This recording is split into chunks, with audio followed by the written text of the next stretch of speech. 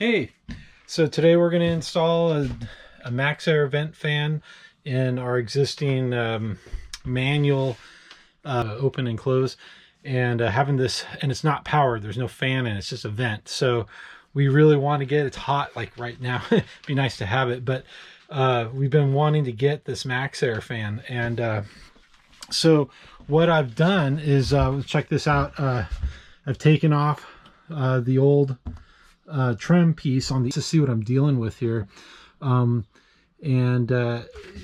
here's the manual crank vent that was up there. That I'm going to end up obviously taking that out, but here's the new MaxxAir.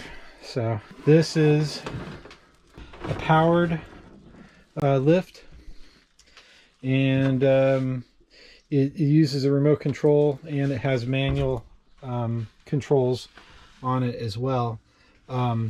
Forward, reverse. I think this is the model 7500K. Pretty cool. It's gonna be awesome to get this thing installed. So one of the first thing that we need to take a look at here, according to the instructions, is to make sure that this opening, namely this part right up here, that this needs to be 14 inches. So I did measure this. This is 14 inches. Of course, there is no power right here, so looks like they framed this from the factory, and so I'm thinking about tying into this light here. So we'll see how it goes. This thing has this is what this piece here is. You have to trim this piece so it'll fit up underneath here, just like this. It'll go inside. Obviously it's too long right now, but I'll end up having to trim that. I'm not sure how I'm going to trim it yet, but I got to trim that. That goes on the inside. And this is the piece that goes on the roof. Goes down this lip right here, as you see all the way around, goes inside of there on the top like this, and then the fan screws to these little metal clips on the side like that. The MaxxAir fan just sets on top and screws onto that. So right on. So that's what I've got going on. I'm gonna first figure out the electrical part, and then I'm gonna get up on the roof and try to I'm gonna remove this, and I need to remove all of the die core and clean up all the caulk and everything, and get that really nice and clean around there before I put the new flange up on top and set it inside. First I want to get some wires pulled through though, so we'll see how that goes. All right, so we're up on top of the camper. This is what we have to do to remove this. Is I had to get all the die core all the way around. It's a real pain in the butt. This is a rubber roof, so I have to use a plastic. This is something I use to scrape the stuff off of cast iron skillets. Works great. To scrape this stuff off, it needs to be pretty warm. I just focused on getting it off the metal trim.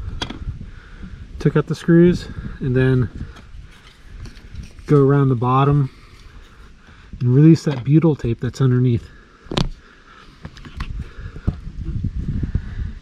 And you'll see the black butyl tape on there.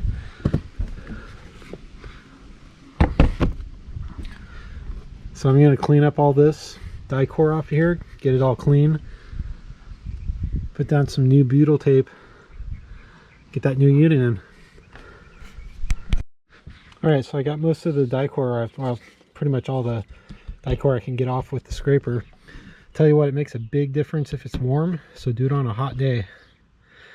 Or warm or something, whatever you can handle being up on top with it being warm. It means that this stuff softens up a lot. It comes off easy. It's still pretty sticky around here, so I'm going to see what I can use to clean this up to get it totally smooth and clean. We're back down here in the camper, and I took the wiring, comes out right here. I just kind of stapled it against the framing here just to kind of keep it on the side. Anyways, I drilled a small hole here to fish these wires through, and brought them down here. I have some quick splice connectors.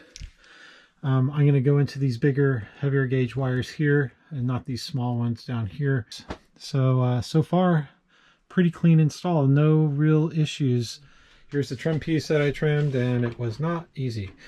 Did it with like a miniature hacksaw. If you had like a real fine tooth saber saw, that is the problem is this stuff's really thin and it jiggles around so much.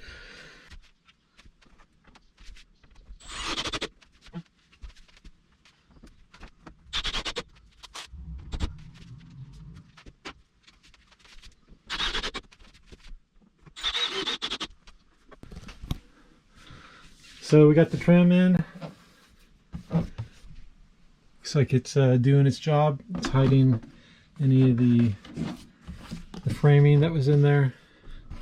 Looks like it's pretty clean all the way around. Yeah, looks like a pretty clean install. Let's give this thing a shot.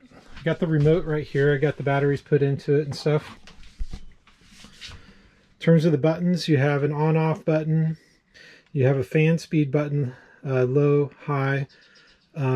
You also have a temperature up and down. Here's a button for the up and down if you just want to open the vent but not turn on the fan. And then this is, you can actually have it running and then just click that. If it's exhaust, air out, you can actually click that and it'll shut down, it'll spin down, and then it'll go in reverse and then push air in and suck air in. So let's go ahead and just turn it on and see what happens here. So it's opening up the vent and turning on the fan. And it says right here on the remote, it's air out and the vent is open. It's at 30% speed. We have our temperature set at 80 degrees. And the inside right now is 83. But, so we can turn up the fan by hitting this button.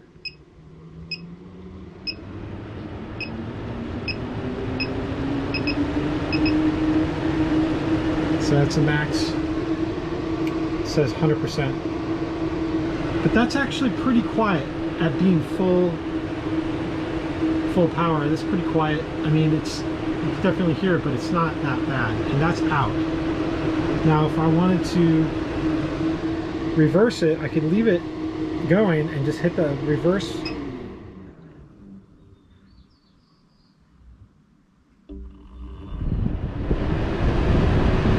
Now it's pulling air in. You can see in here that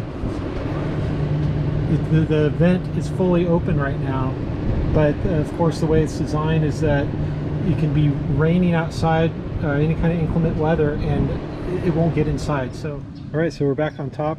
The fan's on right now. Just give you an idea of what it's like underneath this thing. So the fan is open. It can rain on top of this thing, and the vent is underneath. So that's really cool. Very nice. Got the die-core around it. Gotta clean the roof. It's pretty dirty. At least this thing looks brand new. It is.